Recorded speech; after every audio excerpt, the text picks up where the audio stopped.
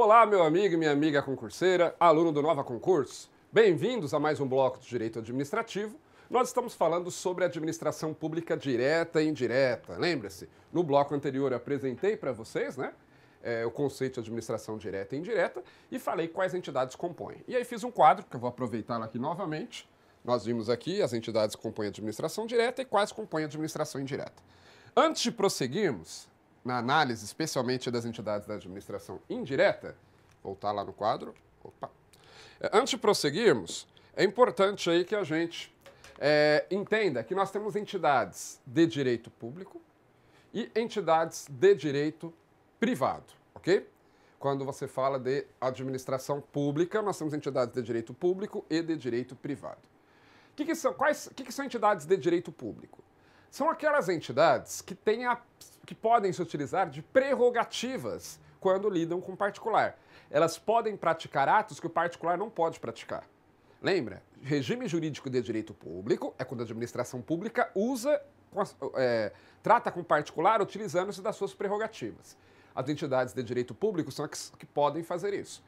E as entidades de direito privado são aquelas que não podem, não têm nenhum superpoder, não têm nenhuma prerrogativa. Elas só podem fazer o que as pessoas jurídicas normais, entre aspas, podem fazer. No caso da administração direta, você tem algumas entidades que são de direito público, que, portanto, vão poder se utilizar de prerrogativas, e outras que são de direito privado, que, mesmo sendo parte da administração pública, não podem se utilizar de prerrogativas. Vão ter os mesmos poderes, as mesmas capacidades que uma entidade particular. Então vamos lá. No caso da administração direta, guarde isso. Todas são de direito público. Todas essas entidades aqui, ó, são de direito público. O que isso quer dizer? Quer dizer que tanto a União, como estados, como o Distrito Federal, como os municípios, eles podem, no trato com o particular, se utilizar das prerrogativas que a lei lhes dá, que a Constituição Federal e a lei lhes dá. Então, por exemplo, a União pode desapropriar o imóvel? Pode. Os estados também, o Distrito Federal também, os municípios também? Sim. E isso é uma prerrogativa. Quando a União desapropria, ela está praticando um ato de direito público. Essas entidades, União, Estado, Distrito Federal e municípios, podem baixar normas obrigando o particular, quer ele queira ou não? Sim, é um ato também de direito público, então são entidades de direito público. Isso não quer dizer que elas não possam praticar atos de direito privado, também podem, tá? Mas como elas podem praticar atos de regime jurídico de direito público, a gente chama elas de entidades de direito público. Ou seja, elas podem ser utilizadas das prerrogativas daqueles poderes que o particular não tem. E no caso das entidades da administração indireta, vamos lá. As autarquias também são de direito público, assim como as entidades da administração direta. Nós vamos falar um pouquinho melhor sobre a autarquia, você vai entender por que ela é de direito público. Então, as autarquias, assim como as entidades da administração direta, ela também pode utilizar-se de prerrogativas na hora que vai interagir com o particular, ok? As autarquias são de direito público. Sociedades de economia mista e empresas públicas, elas são de direito privado. Essas duas aqui são de direito privado. O que isso quer dizer? Quer dizer que as sociedades de economia mista e as empresas públicas não podem se utilizar de prerrogativas quando elas vão lidar com particular. Elas vão submeter as mesmas regras que as empresas privadas. Daqui a pouco você vai entender por quê quando eu for falar sobre elas. E as fundações públicas, nós vamos ver que elas podem ser tanto de direito público como de direito privado. Público ou privado. Normalmente elas são de direito público, mas elas podem ser também de direito privado. Já vou explicar melhor quando formos falar especificamente delas, tá? Mas por enquanto só quero que você tenha essa visão geral. Então, primeiro, o que são entidades de direito público? São aquelas que no trato com o particular... Eu estou trazendo um conceito simples, que é o que interessa para a sua prova, ok? Se você quiser, você pode especializar, pegar um livro, direito administrativo, de um administrativista, não há nenhum problema nisso. Mas eu estou dando um conceito que vai interessar para a sua prova. As entidades de direito público são aquelas que podem se utilizar de prerrogativas no trato com o particular. E aí, quais são elas? Todas as entidades da administração direta, União, Estado, Distrito Federal e municípios, e as autarquias. E as fundações públicas podem ser de direito público ou de direito privado. A autarquia sempre é de direito público, a administração direta sempre é de direito público. E o que são entidades de direito privado? São aquelas que, nas suas relações com os particulares, elas não podem se utilizar de prerrogativas. Elas vão ter as mesmas capacidades que uma empresa normal tem. E aí, no caso da administração pública, quem vai ser assim? A sociedade de economia mista, empresas públicas, e as fundações públicas podem ser de direito privado.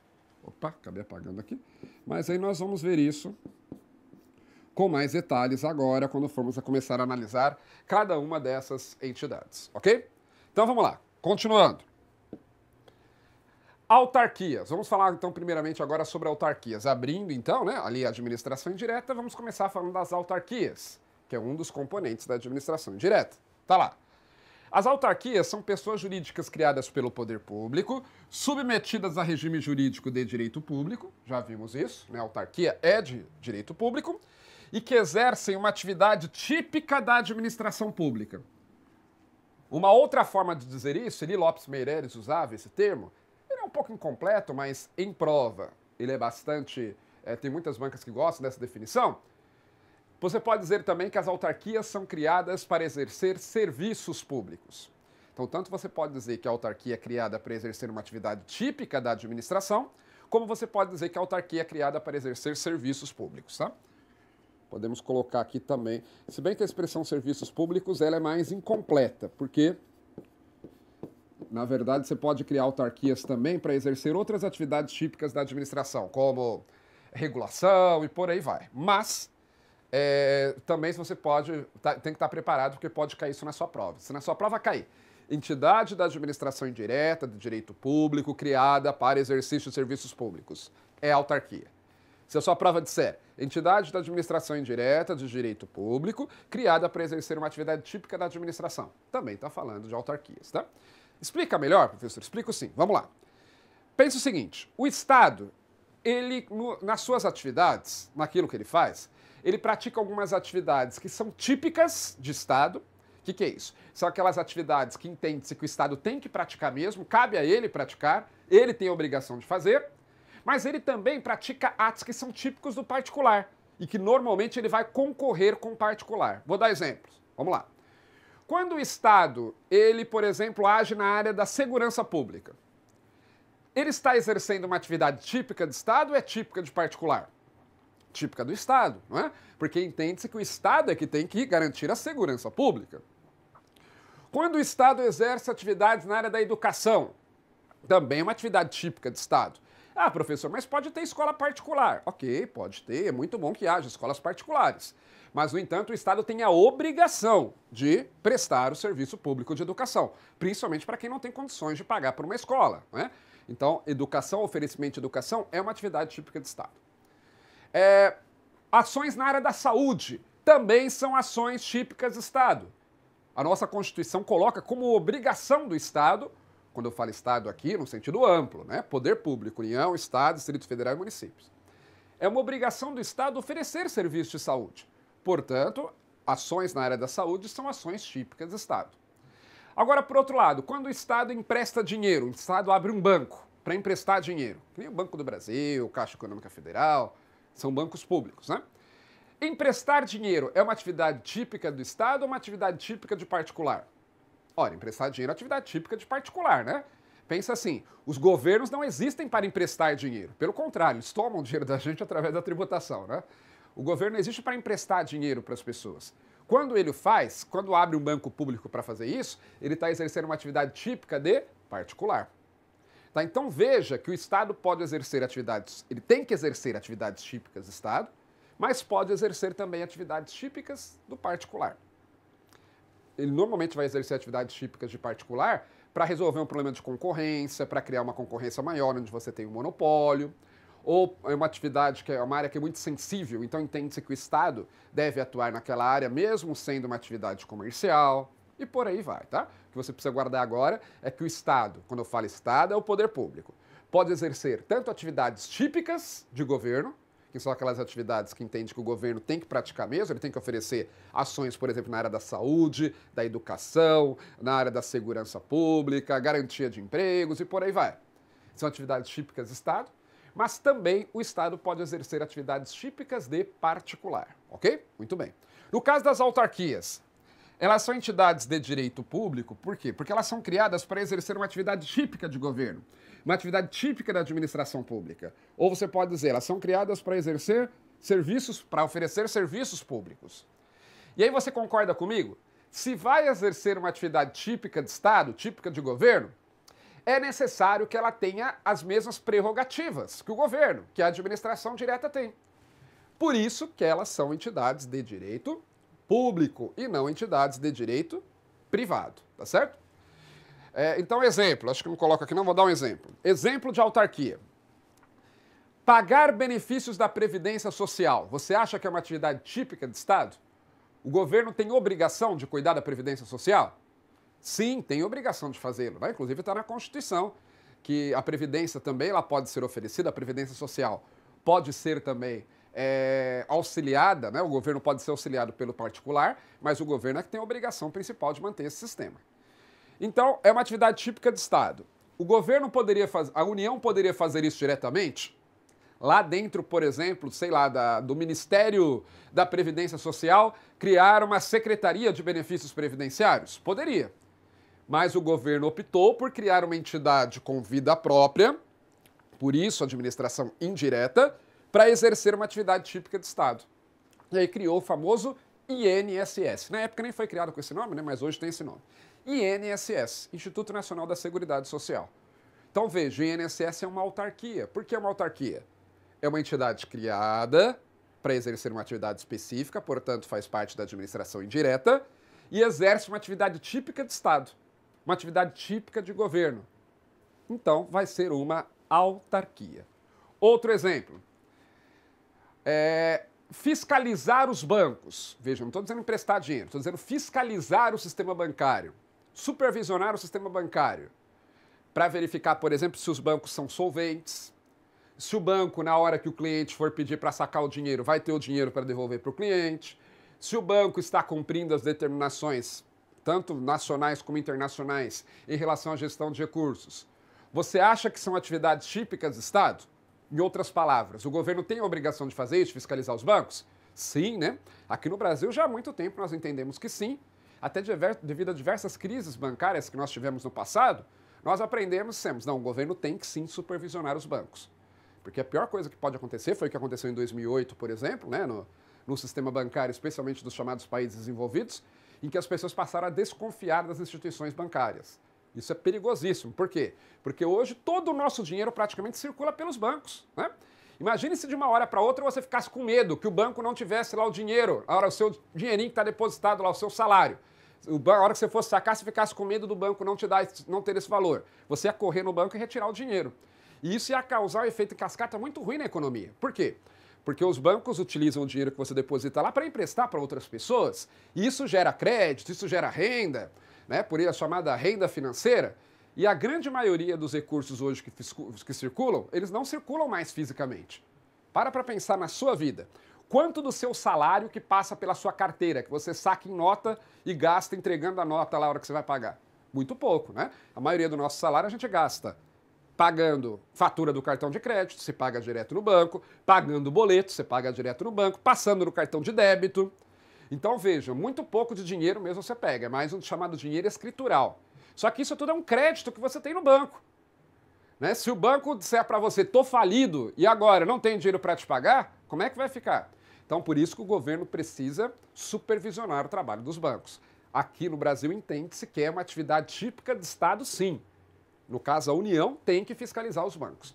A União poderia fazê-lo diretamente? Poderia. Poderia lá dentro, por exemplo, do Ministério da Fazenda, criar uma secretaria de supervisão bancária? Poderia. Mas achou por bem criar uma entidade com vida própria para fazer isso. E criou o Banco Central do Brasil, que aliás tem até previsão constitucional hoje, né? O Banco Central do Brasil. O Banco Central é uma autarquia, portanto. Por quê? É uma entidade com vida própria, então faz parte da administração indireta e exerce uma atividade típica de Estado, que é justamente supervisionar o setor bancário. Portanto, o Banco Central é uma autarquia. Terceiro e último exemplo, o IBAMA. Fiscalizar, né, se as pessoas estão cumprindo ou não as regras relativas à proteção ambiental, cuidar da preservação dos recursos naturais, é uma obrigação do governo? Sim, há algum tempo já entende-se que sim, né? E aí é uma atividade típica de Estado. O governo poderia fazer isso diretamente? Poderia, né? Fazer lá, através da atribuição de diversos órgãos, cuidar disso. Mas ele achou por bem, achou que seria mais eficiente se criasse uma entidade com vida própria para fazer isso. Aí criou o IBAMA. E aí o IBAMA, então, vai ser uma autarquia. Por quê? É uma entidade com vida própria, criada para exercer uma atividade típica de Estado, para prestar, entre aspas, um serviço público, que é justamente fiscalizar o cumprimento das normas ambientais. Portanto, o IBAMA é uma autarquia, ok? Então, acho que deu para você, estou sendo aqui bem didático para você guardar. Deu para você entender que as autarquias são entidades da administração indireta, portanto, são entidades criadas pela União, Estados, Distrito Federal, municípios, para exercer determinada atividade, com patrimônio próprio, com vida própria, com autonomia, e que essas entidades, as autarquias são criadas para exercer uma atividade típica de Estado, uma atividade típica de governo, ou um serviço público, se você preferir, ok? O que mais? Tá lá. Como toda entidade da administração indireta, a autarquia possui autonomia para se auto-administrar. Né? Toda entidade da administração indireta tem certa autonomia. Eu comentei isso com vocês na última aula, lembra? Eu coloquei lá, todas têm autonomia. Bom, agora eu também coloquei para vocês o restante aí, que apesar de terem autonomia, elas estão sujeitas à fiscalização e controle por parte da administração direta, para que a administração direta possa certificar-se de que a autarquia esteja cumprindo a função para a qual foi criada e que esteja agindo em harmonia com a política e programas de governo para o setor em que atua. Que é, como é que se chamava esse controle mesmo? Eu comentei com vocês na aula anterior. É a chamada supervisão ministerial. Lembra disso? Supervisão ministerial é esse controle que a administração direta exerce sobre a administração indireta usando o seu poder de tutela. Mais à frente nós vamos falar sobre isso, tá?